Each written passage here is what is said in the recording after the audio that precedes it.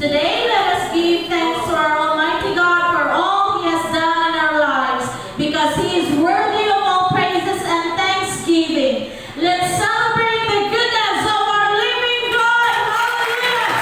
Gumagawa sa pagpapalinod, atong himamato na pagkaigsunan, pinaagi sa pagkumusta, o matangis na pakayon sa nakawuto na to, ang kumusta pagkakasama ng sila.